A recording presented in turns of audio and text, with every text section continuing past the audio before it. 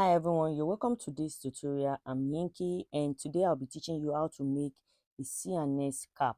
So after you have made your sultana, I think this is what you're going to make on it as a cover to cover your head.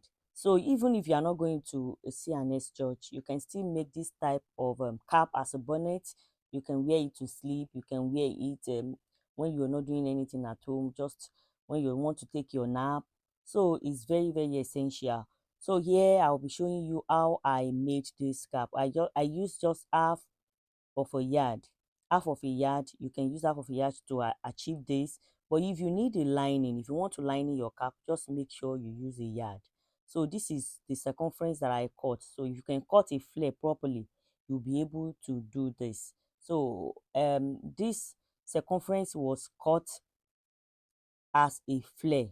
So I cut this as a flare, like a 360 flare. So you are going to fold your fabric into 4.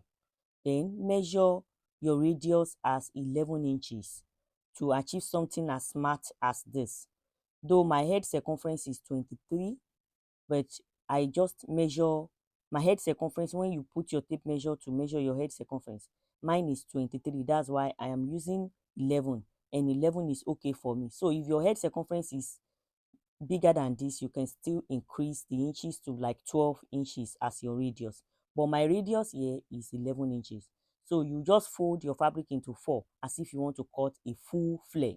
So after you have cut it out, you notch, fold into 2, notch, fold into 4, and notch. So that this notch means I have notched in 4 places. The notch is very essential while you are making this type of a cap. So after I have notched in 4 places, I'm going to iron it out, and you can see the 4 quadrants as it is showing in this video. So this is the band I'm going to put. So this band is still the same material that I used to cut the band. So, and as you can see, the cap itself, the circumference, the length of this band is 13 inches, and the width is 5 inches. So it depends on how you want the band to be wide, but this is moderate. So after I have done that, I told you are going to fold this your flare into 4. After you fold into 4, you notch. The same way you notch your flare, you are going to notch your band. You notch your band, fold your band into 2, notch it, fold it into 4, and notch. And that is what I am doing. Because these notches will guide you while you want to pleat on your band. Because I'm going to pleat the flare, I mean the circular pattern, I'm going to pleat it on the band. So that's why I needed to notch. The way I notch the circular pattern, I will also notch the band. So I'm now starting. I want to start to pleat on the band right now. So the band is underneath and the circle is at the top. So I folded 2 inches. 2 inches folded into 2 will give me 1 inch. So this pleat is unfold is 1 inch. So 1 inch each for the pleats. So I'll just fold like that. So like in a quadrant now, in a quadrant, I have like 5 pleats in a quadrant. So I'm trying to take my measurement if it is accurate, because the pleats must be uniform. That's what I'm trying to do.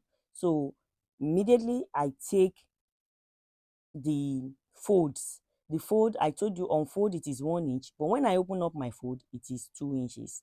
So I'll just fold on and on like that, then run a stitch on it. But when I'm running a stitch, the band that is underneath is only one side of the band that I'm pleating on, not the 2 sides together, because I'm going to flip over the other side of the band to cover it. You will understand this as we go on in the tutorial. So I will just go ahead and run a stitch on the pleats. I'll run a stitch on the pleats like so. I'll just run a stitch on the pleat like so. I'll be folding it one after the other. Then take your time to arrange this, because if you don't arrange it very well, you won't have a better outcome. So to have a beautiful outcome, you need to just take your time as you arrange it. You can be using your tape measure to be taking the pleats one after the other. I told you my pleat unfold is 1 inch, but when you open it up, it is 2 inches. So from the start of a pleat to the other, you are going to measure 2 inches on your circle. So after you have done that, you fold and you have 1 inch as your pleat. So I hope you get that. But if you can't get what I'm trying to explain, you can just look at the screen and look at what I'm doing and replicate it. So here, the best thing to do is to, like I told you, the notches, I'm following the notches from one notch to the other is what I'm doing. So let the notch guide you as to how to pleat. So here I'm done with the pleat. I'm done with the pleat. And here at the back where there is a joining on the band, I'm going to measure from the joining to the other side. I will measure 3.5, and also from the center back. So because this joining on the band will serve as my center back on the cap, so I will also measure 3.5 to this other side here. And this part, what I want to do here is that I want to place my elastic rubber. So this elastic rubber is 1 inch in width. So I will cut 5 inches length and I'll place it on the 7 inches. So because it's an elastic, it will still stretch towards that side. If you want it to be more tighter, because I don't want anything that will inconvenient, so I just want something that will be very, very comfortable. When you are wearing it, you won't feel any unease. So that's why I'm doing it. So I'm going to run a straight stitch here, and to the other side also I will run a straight stitch to hold the elastic rubber down. So at the center, I'm running a straight stitch at the center of the elastic rubber just to hold the elastic rubber down. So this is what I have. You can see the elastic rubber as it's elastic, so you can see it is stretchy and it's comfortable. So here I will fold up to the other side to cover up the sewing allowance. So that's why I told you that I only stitch on one side of the band, because the other side will be folded up to cover up our sewing allowance and to make up the band. So this band width is just like 1.5 inches band width. So I'll just go ahead and stitch, top stitch like so, top stitch at the very extreme edge of my fabric. So that's what I am doing. And while you are doing it, consider what is underneath. Make sure or the rest of the cap does not come underneath. So here I am almost done, and you can see my cap is very neat.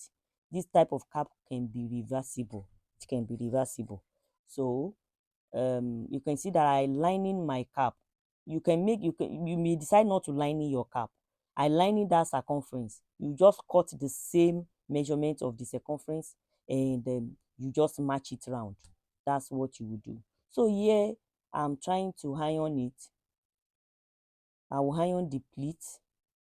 So what I'm trying to do here is to just iron the pleat very well. So here you can still, if you like, you can put like interfacings inside your cap. Since there is a lining, you can put interfacings for it to stand very well. You can put air stay, you can put hard stay, but whichever one you like. Even on your band, you can still put interfacing. It depends on the kind of material you use. But this material is very, very, it has a structure and it has weight. So that's why I just use the material like that. I didn't put interfacing. So here I'm trying to wear my cap and see how it fits on my head. You can see it's very lovely, very beautiful. So if you have learned anything at all in this video, don't hesitate to give it a like, give it a thumbs up, and stick to this channel to see more of my sewing videos. Thank you. Bye.